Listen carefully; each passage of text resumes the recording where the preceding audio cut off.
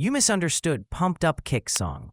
Most people think Bob Marley's Redemption song is just a peaceful anthem about freedom. But they're missing the truth. This is Marley's final, urgent message to the world, written when he knew his time was running out. And once you understand the real meaning, you'll never hear it the same way again.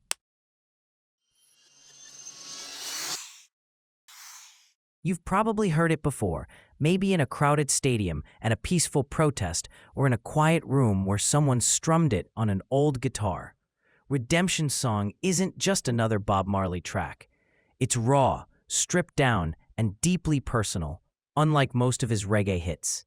There are no drums, no bass line, no horns, just Marley's voice and an acoustic guitar. And yet, this simplicity is exactly what makes it so powerful.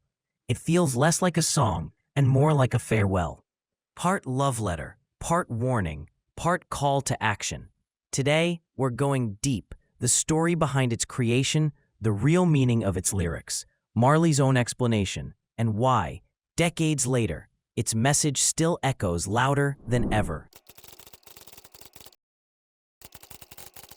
By the late 1970s, Bob Marley was a global icon. He had become the face of reggae music, a voice for the oppressed, and a cultural hero for Jamaica and the African diaspora.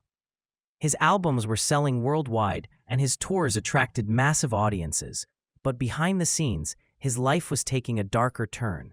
In 1977, doctors diagnosed Marley with acrolentigenous melanoma, a rare form of skin cancer, after discovering a dark spot on his toe. Because of his Rastafarian beliefs, which view the body as sacred and oppose amputation, Marley refused to have his toe removed. The cancer spread. By 1979, he was fully aware that his health was declining. This was the period when he started working on Uprising, the album that would contain Redemption Song. The track was written during a time of deep reflection about mortality, about the state of the world, and about the meaning of true freedom. Unlike most of his music, this song was recorded entirely solo, just Marley and his guitar. The decision wasn't accidental. Producer Chris Blackwell encouraged Marley to keep it bare, feeling that the stripped-down arrangement made the message more intimate and timeless. Marley agreed.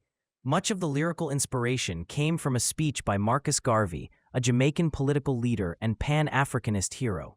In 1937, Garvey delivered the famous line, "Emancipate yourselves from mental slavery. None but ourselves can free our minds." Marley took this phrase and built an entire song around the idea, blending history, spirituality, and personal testimony.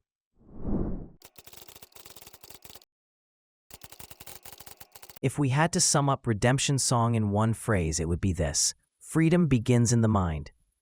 But there's far more going on under the surface. Let's break it down. A song about inner liberation. The most direct message is that no matter what chains society places on you, political oppression, economic struggle, racial discrimination, the first battle for freedom happens inside your own mind. Marley is urging listeners to break mental chains, fear, hopelessness, and the belief that they have no power to change their circumstances. The opening lines, "Old pirates, yes, they rob I, sold I to the merchant ships," are a direct reference to the transatlantic slave trade in which millions of Africans were kidnapped and sold into slavery. By using the personal I instead of me, Marley isn't just recounting history, he's embodying it. He's speaking as if he lived through it himself, symbolizing the collective memory of African descendants. This is more than history. It's a reminder that the legacy of slavery continues to affect people today, both socially and psychologically. There's an unshakable sense that Marley knew his time was limited. His delivery is calm and clear, but it carries the weight of someone leaving instructions for those who will carry on after he's gone. These songs of freedom are not just his. They're for everyone to sing, long after he's no longer here. In Rastafarian philosophy, redemption isn't only political liberation, it's also spiritual salvation. It's the return to Africa, both physically and symbolically. The rejection of Babylon, a term used for oppressive Western systems, and unity with Jah, God. This dual meaning runs through every verse: redemption from oppression and redemption from sin. Lines like, "Have no fear for atomic energy, 'cause none of them can stop the time," are powerful reminders to not let fear control you.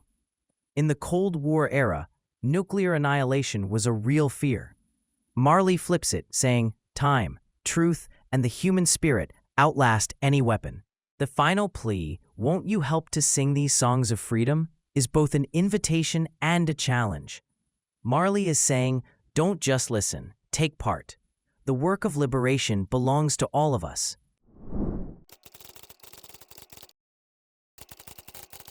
Let's look at the most important lines and unpack them. Old pirates, yes, they rob I, sold I to the merchant ships. A vivid reference to the historical reality of African enslavement. Marley uses I instead of me, a Jamaican patois choice that makes the experience more personal and collective at the same time. Minutes after they took I from the bottomless pit. The bottomless pit could mean the depths of Africa, the endless suffering of slavery, or a biblical metaphor for hell. The moment of being taken is portrayed as a theft of identity and humanity. Emancipate yourselves from mental slavery. None but ourselves can free our minds. The central theme. This is lifted almost word for word from Marcus Garvey. Marley presents it as a universal truth. Governments, leaders, or revolutions can change your conditions, but only you can free your thoughts. Have no fear for atomic energy, because none of them can stop the time, a rejection of fear-based control. The atomic energy symbolizes ultimate destruction, yet Marley insists that time and the march toward justice cannot be halted. How long shall they kill our prophets while we stand aside and look? A painful question, echoing the deaths of figures like Martin Luther King Jr., Malcolm X, and countless other activists. Marley criticizes passive spectatorship. Injustice thrives when good people do nothing. We've got to fulfill the book, a biblical reference. In Rastafarian belief, fulfilling the book means living according to divine prophecy, including liberation, justice, and unity for the oppressed. Won't you help to sing these songs of freedom? The closing request. It's not just about singing, it's about participating in the movement. Marley passes the torch to the listener. Marley rarely explained his songs in detail. He believed the words should speak for themselves, but those close to him knew Redemption Song was special. Chris Blackwell, his producer, once recalled that Marley was deeply serious during the recording, almost prayerful.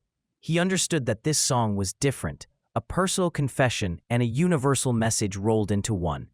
Friends noted that Marley's health struggles at the time gave the lyrics extra weight. He wasn't just talking about historical oppression, he was confronting his own mortality and leaving behind something eternal.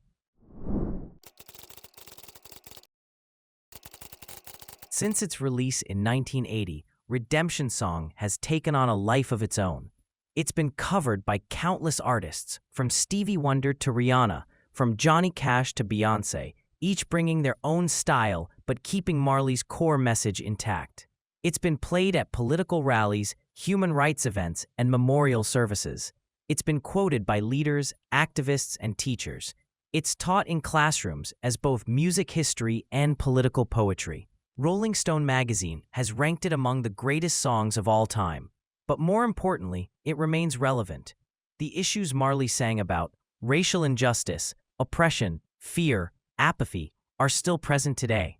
What makes Redemption Song timeless is its universality. You don't have to be Jamaican, Rastafarian, or even a reggae fan to feel its truth. It speaks to anyone who's ever wanted to break free from something holding them back. Redemption Song is not just a track on an album, it's a testament. It's Bob Marley's way of saying, the fight for freedom begins inside you, but it doesn't end there. When we sing these songs of freedom, we're not just honoring his legacy, we're continuing it. Share your thoughts in the comments below. Thank you for watching, and don't forget to subscribe to the channel for more exciting discoveries.